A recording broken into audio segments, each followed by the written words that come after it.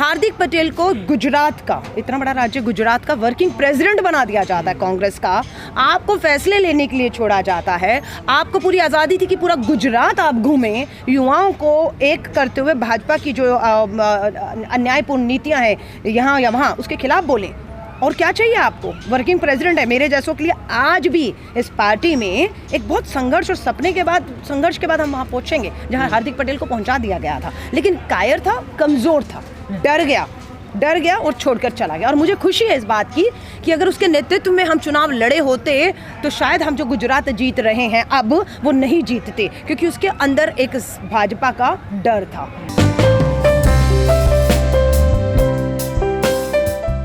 देखिए, राहुल गांधी जी ने एक बात कही 2 शब्दों में, डरो मत। हमें पता है कि सत्ता में ऐसी सरकार है जो अपनी सत्ता, ताकत, पुलिस के दम पर डरा रही है, ईडी के दम पर डरा रही है। आप समझ रहे हैं? राहुल गांधी जी ने साफ कहा है जो डरता है वो पार्टी से चला जाए, क्योंकि आप लड़ नहीं सकते हो इस सरकार से जो सांप्रदायिक सरकार है। देश में क्या है? नफरत। हमारा नारा क्या है? नव संकल्प में भारत जोड़ो। हम भारत जोड़ो के नारे के साथ देश भर में जाएंगे। भारत को हम बंटने नहीं देंगे। तो डर लोगों को डाला जा रहा है और जो है गलत, डर रहे हैं, जा रहे हैं। वहाँ जाते ही सदस्यता लेते ही आप ईमानदार हो जाएंगे। अगर आप बात करें गुजरात के हार्दिक पटेल, देशद्रोह के मुकदमे, और कितने मुकदमे थे उसके ऊपर, आप समझ रहे हैं? क्या क्या मोदी शाह जी की जोड़ी को उन्होंने नहीं बोला है। डर गया, वही मैं कह रही हूँ, डर गया वो।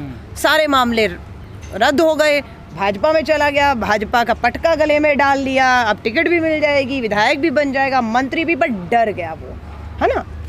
आज कौन नहीं डर रहा? श्रीमती सोनिया गांधी। नोटिस आया ईडी का, डर नहीं रहे हैं, लड़ेंगे, झुकेंगे नहीं। तो आप समझ रहे हैं? हाँ, आपको नहीं। 27 साल से हिंदुस्तान की राजनीति में हूँ। 18 साल में दिल्ली विश्वविद्यालय के अध्यक्ष बनी। 27 साल पूरे हो चुके हैं।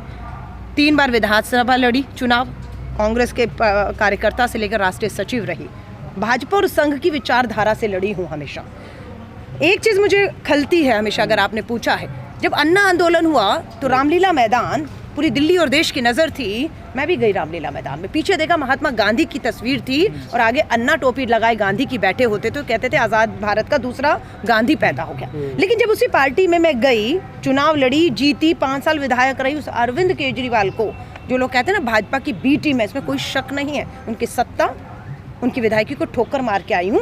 क्योंकि जिस विचारधारा से मैं यहाँ लड़ रही थी कांग्रेस में, वही सोच कर गई थी, लेकिन लगा ये तो बी टीमें हैं, ये तो धोखा है। ये जो रामलीला मैदान में पूरी की पूरी मनमोहन सिंह सरकार को इन्होंने जो बदनाम किया था, कोयला gate, rail gate, 2G, 3G, Commonwealth game, 8 साल हो गए सत्ता में भाजपा और केजरीवाल को। एक नाम तो बताइए कांग्रेस के नेता का चुनौती दे रही है अलका लांबा आज भी। एक नेता का नाम जिसको आपने FIR की हो, चार्जशीट किया हो, दोषी करार देकर जेल भेजकर सजा दे दी और उसके चुनाव पर रोक लगा दी हो।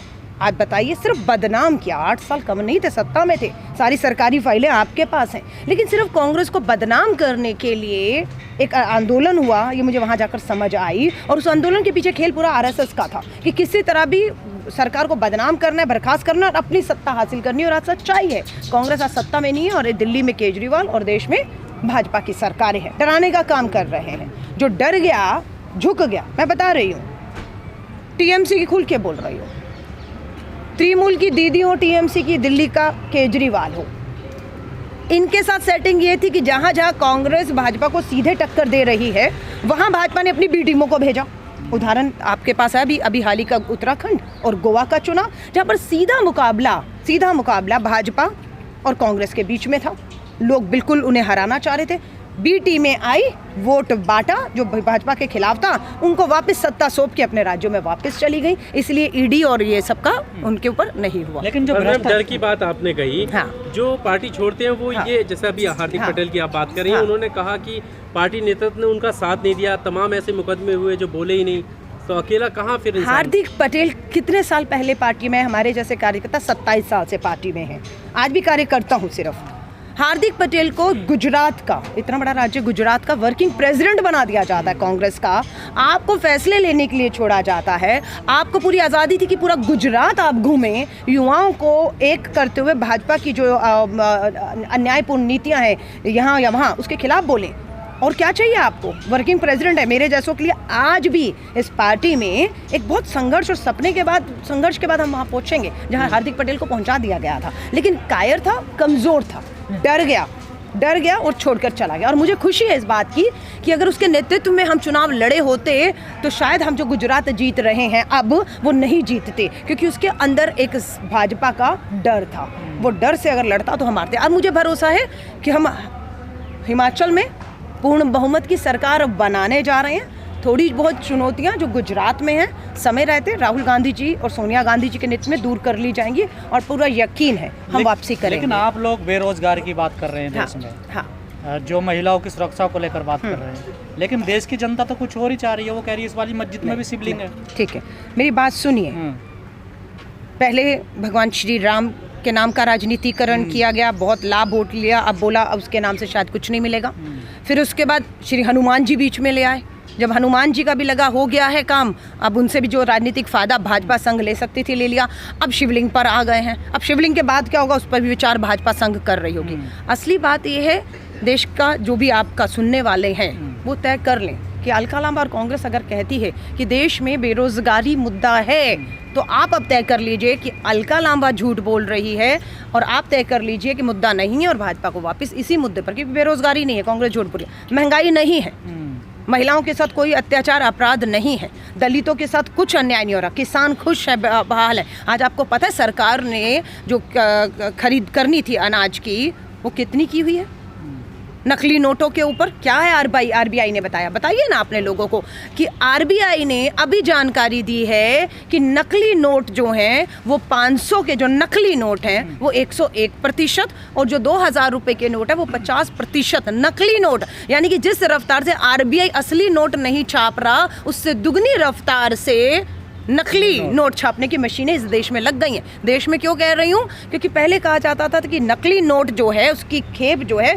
वो पाकिस्तान से आती है। फिर ये दावा करती है सरकार कि अब पाकिस्तान या बाहर से जो नकली नोट आता था वो बंद हो गया, तो यानी कि अब असली नोट की सुविधा, नकली नोट छापने की सुविधा अब देश में ही दे दी गई है। इसीलिए आरबीआई के आंकड़े बताते हैं कि आपकी नोटबंदी पूरी तरह फेल हो गई है। काला धन, भ्रष्टाचार, जाली नोट, आतंकवाद, पत्थरवाद, नक्सलवाद और कश्मीरी पंडितों का हाल सामने है। कह दीजिए वो भी झूठ है, मुद्दा ही नहीं है। कश्मीरी पंडितों की कोई जान को खतरा नहीं है, कोई पलायन नहीं हो रहा है वहाँ पर। बता दें कि अलका लांबा का हर मुद्दे पर झूठ अगर कांग्रेस बोल रही है, अगर सच बोल रही है तो मैं समझती हूँ।